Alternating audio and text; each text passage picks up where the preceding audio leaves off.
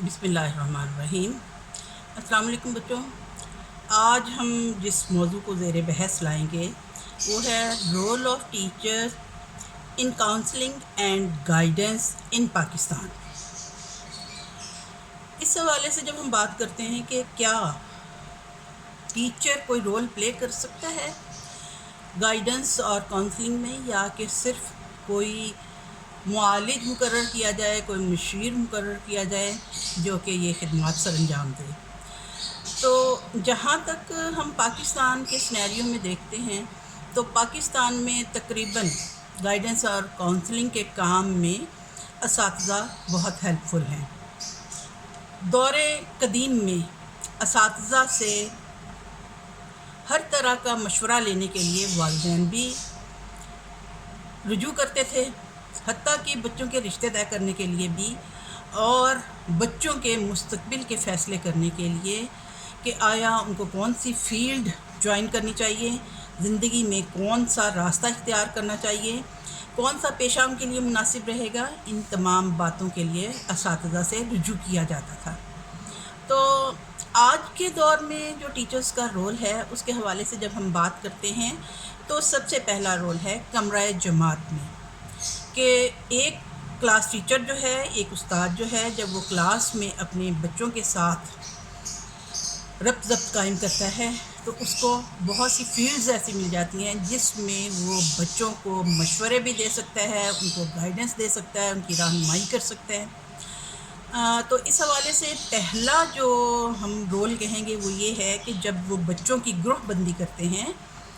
आम तौर पे एक क्लास में पाकिस्तान के हवाले से जब हम देखते हैं तो 45 से 50 बल्कि 60-70 तक भी बच्चे, इससे भी ज़्यादा तादाद में बच्चे होते हैं। तो बच्चों के बाकायदा ग्रुप्स बनाए जाते हैं। क्लास टीचर उनकी काबिलियत के मुताबिक, उनकी अहलियत के मुताबिक उनके ग्रुप्स बना लेते हैं। एक ग्रुप ऐसा होता है जिसको हम लीडर ग्रुप कहते हैं, यानी ग्रुप लीडर्स होते हैं। ये वो बच्चे होते हैं जो तालीमी काबिलियत के लिहाज से अच्छे होते हैं, जो दूसरों के लिए मददगार साबित हो सकते हैं। ऐसे बच्चों को उस्ताद अपने साथ ग्रुप लीडर मुकर्रर करते हुए अपने बच्चों की रहनुमाई का फरीज़ा सर अंजाम दिलवाते हैं। बाज़ का यूँ होता है कि ग्रुप लीडर को तफवीज़ कर दिया जाता है। पहले उसका काम रिटन वर्क अगर है तो टीचर ख़ुद चेक कर लेता है और अपने ग्रुप के बच्चों का काम चेक करने के लिए उसकी ड्यूटी लगा देता है। इसी तरह से सबक सुनने के हवाले से भी यूँ होता है कि ग्रुप लीडर का सबक तो उस्ताद खुद सुन लेता है। चूँकि तादाद ज़्यादा होती है, पीरियड 35 से 40 मिनट तक का होता है, तो इसमें इतनी ज़्यादा बड़ी तादाद के लिहाज से जब हम देखते हैं तो हर बच्चे का लेसन सुनना या उसका काम चेक करना या उसका टेस्ट चेक करना उस्ताद के लिए मुमकिन नहीं होता। तो इस हवाले से वो इन बच्चों से, ग्रुप लीडर्स से मदद लेते हैं और सबक सुनने की ड्यूटी उनको दे देते हैं, काम चेक करने की ड्यूटी दे देते हैं और उनका टेस्ट चेक करने की ड्यूटी भी दे देते हैं। इसके अलावा यूँ भी होता है, अगर कोई बच्चे ज़्यादा कमज़ोर हैं क्लास में तालीमी लिहाज से, तो उनका एक अलग ग्रुप बना दिया जाता है और उन पे स्पेशल तवज्जो दी जाती है। टीचर बजाते ख़ुद उन पे तवज्जो देते हैं। फिर ये है कि बच्चों के इनफरादी इख्तलाफात को मद्देनज़र रखते हुए भी असातिज़ा इकराम जो हैं वो ग्रुप्स बना लेते हैं। बाज़ बच्चे जो कि आईसाइट वीक होने की वजह से प्रॉब्लम का शिकार होते हैं, ऐसे बच्चों को आगे बिठाया जाता है। जो सुनने में मसला महसूस हो रहा होता है उनको भी आगे बिठाते हैं ताकि बच्चे आसानी से सबक में शामिल हो सकें। बाज़ का यूँ भी होता है कि सिर्फ तालीमी काबिलियत के लिहाज से ही नहीं, बल्कि जो इंतहाई शरारती बच्चा होता है उसको भी क्लास मॉनिटर मुकर्रर कर दिया जाता है और इस तरह से लड़ाई झगड़ा करने वाला या ज़्यादा शिकायतें लगाने वाला बच्चा जो है उस पे ख़ुसूसी तवज्जो दी जाती है। और यूँ इनफरादी इख्तलाफात को जिस्मानी लिहाज से कोई कमज़ोरी है या तालीमी लिहाज से कमज़ोरी है तो ऐसे बच्चों को स्पेशल तवज्जो दे के उस्ताद जो है उनकी गाइडेंस और काउंसलिंग के फ़राइज़ सरअंजाम देते हैं। फिर यूँ होता है कि समाजी रवाबत के लिए भी, जैसे बाज़ बच्चे सोशली रिटार्डेड होते हैं, तन्हा होते हैं آئسولیشن کا شکار ہوتے ہیں، ایسے بچوں کو کسی پاپولر بچے کے ساتھ جوڑی بنا دی جاتی ہے اور اس طرح سے اس کی آئسولیشن کو ختم کرنے کی کوشش کی جاتی ہے، کیونکہ جو سوشلی پاپولر بچہ ہوتا ہے وہ دوسرے بچے کو بھی اپنے ساتھ مختلف سرگرمیوں میں شامل کرتا ہے، نئے نئے دوست بنانے میں مدد دیتا ہے، پڑھائی کے حوالے سے یا جو بھی اس کے مسائل ہوتے ہیں اس حوالے سے اس کی مدد کر سکتا ہے۔ اس طرح ٹیچر ان کے اپنے کمپینین ساتھیوں اسٹوڈنٹس کے حوالے سے ہی ان کی مدد کر دیتے ہیں۔ پھر معالجاتی طریقہ تدریس بھی اختیار کرتے ہیں۔ بعض اوقات یہ ہوتا ہے کہ جو بچے ٹیسٹ میں کمزور ہوتے ہیں ان کے لیے ان کو ریمیڈیل ورک کروایا جاتا ہے، ان کو اسکول کے بعد زیادہ دیر رکنے کے لیے پابند کر لیا جاتا ہے، اور ٹیچر دیکھتا ہے کہ اگر ان بچوں کو کلاس کے ساتھ کوئی مسئلہ سمجھنے میں مشکل پیش آئی تھی، کوئی مسئلہ پیش آیا تھا، تو وہ ان کو دوبارہ سے سمجھا سکتے ہیں، پڑھا سکتے ہیں، اور اس طرح سے گائیڈنس اور کونسلنگ کا کام بأحسن انجام دیا جا سکتے ہیں۔ دوسری فیلڈ جو آتی ہے جہاں پہ ٹیچرز جو ہیں وہ گائیڈنس اور کونسلنگ کا فریضہ سر انجام دیتے ہیں، وہ ہے کھیل کا میدان۔ کھیل کے میدان میں تعمیری تجربات کروائے جاتے ہیں، جیسے کچھ ایگریسو بچے ہوتے ہیں، پرجوش بچے ہوتے ہیں، ان بچوں کی ایسی ٹیمز بنا دی جاتی ہیں جس میں ان میں مقابلہ بازی ہوتی ہے، وہ اپنی جسمانی طاقت کا مظاہرہ کر سکتے ہیں اور اپنا غصہ یا ایگریشن دور کر سکتے ہیں۔ اس طرح سے تعمیری تجربات کیے جاتے ہیں اور ان بچوں کو گائیڈنس دی جاتی ہے۔ پھر نظم و ضبط میں شرکت سے قائدانہ صلاحیت اور خود اعتمادی پیدا کی جاتی ہے۔ ظاہر سی بات ہے، ایک ٹیم ہے، اس میں ایک کپتان ہوگا، اس کے ساتھ ساتھ نائب کپتان ہوگا اور باقی ممبرز ہوں گے، تو اس طرح سے کھیل کے حوالے سے بھی اچھی کارکردگی کا مظاہرہ کرنے والے کو کپتان بنا دیا جاتا ہے، اور وہ اپنے ساتھ ساتھ اپنی ٹیم کے ساتھیوں کو سکھانے میں بھی مددگار ثابت ہوتا ہے، اور استاد اس حوالے سے ان بچوں کی گائیڈنس کر سکتے ہیں، رہنمائی کر سکتے ہیں۔ جو بچے کھیل کے دوران جھگڑا کرتے ہیں، لڑائی کرتے ہیں، بدتمیزی کرتے ہیں، ان کو بھی نظم و ضبط اور ڈسپلن کا اور سیلف ڈسپلن کا طریقہ سکھایا جاتا ہے۔ پھر یہ ہے کہ ہم نصابی سرگرمیوں کے ذریعے بھی طلباء کی تعلیم و تربیت میں، تعلیم و تدریس میں دلچسپی کے عنصر کو مد نظر رکھا جاتا ہے۔ بعض بچے جو ہیں وہ فیکٹس اینڈ فگرز یاد رکھنے میں دلچسپی رکھتے ہیں، ایسے بچوں کو کوئز کمپٹیشن میں حصہ دلوایا جاتا ہے، بیت بازی ہوتی ہے، بچوں میں کانفیڈنس بڑھانے کے لیے ان کو تقریری مقابلوں میں شامل کیا جاتا ہے۔ اسی طرح سے ملی نغمے گانے کا، جس کی آواز اچھی ہے، جو اچھے طریقے سے پڑھ سکتا ہے، تحت اللفظ پڑھنے کی طرف مائل کیا جاتا ہے، اور گانے کی طرف مائل کیا جاتا ہے کہ وہ اچھا کلام جو ہے وہ گا کر سنائیں۔ نعتیہ مقابلے بھی ہوتے ہیں، شعر و شاعری کے مقابلے ہوتے ہیں، یعنی مختلف تعمیری مقابلہ جات میں حصہ لے کے بعض بچے ایسے ہوتے ہیں جو شائی ہوتے ہیں اور دوسروں کے سامنے بولنے میں جھجک محسوس کرتے ہیں، ایسے بچوں کو تحریری مقابلوں میں حصہ دلوا کر ان میں کانفیڈنس پیدا کیا جا سکتا ہے۔ پھر یہ ہے کہ طلباء کو پریکٹیکل ورک میں اور آموزشی تجربات میں مصروف رکھ کے بھی استاد گائیڈنس یا کاؤنسلنگ کا کام کرتا ہے۔ سائنس پریکٹیکلز کے حوالے سے، سائیکولوجی کے حوالے سے اور مختلف سائنسی تجربات کرواتے ہوئے بچوں میں یہ پہلے استاد خود تجربہ کرتا ہے، اس کے بعد بچوں سے پرفارم کرواتا ہے، اور یوں ان کے اندر یہ ان کے اندر یہ خود اعتمادی پیدا کرتے ہیں کہ وہ اپنے تجربے اپنے ہاتھ سے جب انجام دیں گے تو زیادہ بہتر طریقے سے وہ پرفارم کر سکیں گے۔ اسکول کا اندرونی ماحول اس حوالے سے بہت مددگار ثابت ہوتا ہے۔ اسکول کا ماحول صاف ستھرا ہو اور اس میں کام کرنے میں، اسکول کا کوئی بھی کام سر انجام دینے میں ٹیچر اگر خوشی محسوس کرتا ہے، خود اعتمادی سے خود کام کرتا ہے، تو اس طرح سے وہ بچوں میں بھی یہ لگن اور جذبہ پیدا کرتا ہے، اسکول سے محبت کا جذبہ پیدا کرتا ہے، اسکول کی املاک کو نقصان پہنچانے سے بچانے کے جذبات پیدا کرتا ہے۔ پھر یہ ہے کہ کمرہ جماعت کی آراستگی کے کمپٹیشنز ہوتے ہیں. اس میں ہر ٹیچر اپنے ٹیچرز اور اپنے اسٹوڈنٹس کو آپس میں مقابلے کی صحت مند مقابلے کی فضا فراہم کرتے ہیں. بچے چارٹس لگاتے ہیں، ڈرائنگز کرتے ہیں، پینٹنگز بناتے ہیں، مختلف آرائشی چیزیں لگا کے اپنے کلاس روم کو آراستہ کرتے ہیں، اور اس طرح سے ان کے اندر کی تسکین بھی ہوتی ہے، ان کے اندر کا فنکار جو ہے وہ بھی تسکین محسوس کرتا ہے. پھر یہ ہے کہ استاد سادہ اور باوقار لباس استعمال کرتا ہے، کیونکہ استاد جو ہے وہ ایک رول ماڈل ہے، اور بچوں کے لیے استاد ہی ایک نمونہ ہوتا ہے. وہ نہ صرف خود سادہ اور باوقار لباس استعمال کرتا ہے بلکہ بچوں کے یونیفارم پہ بھی توجہ دیتا ہے، اور اس طرح سے وہ بچوں کے لیے ایک نمونے کے طور پہ سامنے آتا ہے. رہنمائی کے کام میں مدد ہے کہ اسکول کے منتظمین کی مدد کرتا ہے. وہ کس لحاظ سے کہ جسمانی لحاظ سے اگر ضرورت ہے تو تب بھی وہ مددگار ثابت ہوتا ہے، اخلاقی لحاظ سے ضرورت ہے، سماجی روابط اپنے استعمال کرتے ہوئے اور تعلیم کے حصول میں مدد دیتے ہوئے وہ اپنے بچوں کے لیے بہتر ماحول پیدا کرتا ہے. پھر اگر محسوس کرتا ہے کہ اسٹوڈنٹس کو کسی معاملے میں مدد اور رہنمائی کی ضرورت ہے تو وہ اس کے لیے ماہرین کی مدد بھی حاصل کرتا ہے. مثال کے طور پہ اگر بچے جسمانی لحاظ سے کسی بیماری کا شکار ہیں تو وہ میڈیکل ایڈ فراہم کرنے کی کوشش کرتا ہے، ان کے والدین سے رابطہ کرتا ہے. اور پھر یہ ہے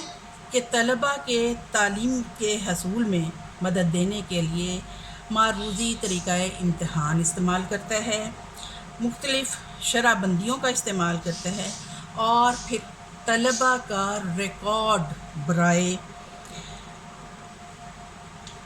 تشخیص تیار کرتا ہے، کیونکہ بچوں کی پرسنل فائل تیار کرنی ہوتی ہے اور اس پرسنل فائل میں ان کے ہر لحاظ سے ریکارڈز رکھے جاتے ہیں. پھر بات آ جاتی ہے والدین سے رابطہ. ایک استاد جو ہے وہ والدین سے بھی مسلسل رابطے میں رہتا ہے. وہ والدین کو بچوں کی اسکول میں کارکردگی کے حوالے سے آگاہ رکھتا ہے. پھر یہ کہ اسکول کی کارکردگی کے حوالے سے بھی اسکول کس پوزیشن پہ جا رہا ہے اس حوالے سے بھی آگاہ کرتا ہے. پھر یہ ہے کہ امتحانی نتائج جو ہوتے ہیں ان سے مطلع کرنا بھی استاد ہی کا کام ہوتا ہے. پھر پیرنٹ ٹیچر میٹنگ ہوتی ہیں، اس میں اساتذہ کو درپیش مسائل جو ہوتے ہیں بچوں کے حوالے سے وہ والدین کے ساتھ ڈسکس کیے جاتے ہیں، والدین اپنے مسائل ٹیچر سے ڈسکس کرتے ہیں، اور اس طرح سے بچوں کی رہنمائی کے پروگرام وضع کیے جاتے ہیں. کمیونٹی سے رابطہ. ایک استاد جو ہے وہ ماہرین خصوصی سے رابطہ قائم کرتا ہے تاکہ طلباء کو اگر کسی قسم کے ایموشنل پرابلمز پیش آ رہے ہیں، جذباتی مسائل ہیں، تو ان کے حل کے لیے وہ ماہرین نفسیات سے بھی رابطہ کر لیتے ہیں. پھر یہ ہے کہ فلاح بہبود و آبادی کے اداروں سے رابطہ قائم رکھتا ہے، اور کمیونٹی کی طرف سے تفریحی یا فلاحی پروگرام جو ہوتے ہیں ان میں بھی شرکت کرتا ہے، اور اس طرح سے اسکول کی نمائندگی کرتا ہے. پھر یہ ہے کہ بوائے اسکاؤٹس یا کیمپ فائر وغیرہ جو ہیں ان کے انعقاد کے لیے اسکول میں اور بچوں کی مدد میں کام کرتا ہے، اور بچوں کو یہ کیمپس لگانے میں معاونت کرتا ہے. ثانوی سطح پر رہنمائی کے حوالے سے جب ہم بات کرتے ہیں تو اس میں ہے کہ یہ چونکہ ایسا دور ہے جس میں بچے ٹین ایج میں آ جاتے ہیں، ان کے ایموشنز میں چینج آتا ہے، وہ جذباتی لحاظ سے زیادہ سینسیٹیو ہو جاتے ہیں، تو ان بچوں کو سماجی روابط میں معاشرتی مطابقت پیدا کرنے میں مدد دیتا ہے. پھر یہ ہے کہ بچوں کی شہرت کے لیے کہ بچے اپنے آس پاس اپنے ساتھیوں کے ساتھ کس طرح سے اچھے طریقے سے تعاون کر سکتے ہیں. پھر دوسروں کو متاثر کرنے کے طریقے کیا ہیں جو بچوں کو سکھانے کی ضرورت ہوتی ہے. اچھی گفتگو کا ہنر سکھاتا ہے کہ بچے کس طرح سے اچھی گفتگو کر کے دوسروں کو متاثر کر سکتے ہیں،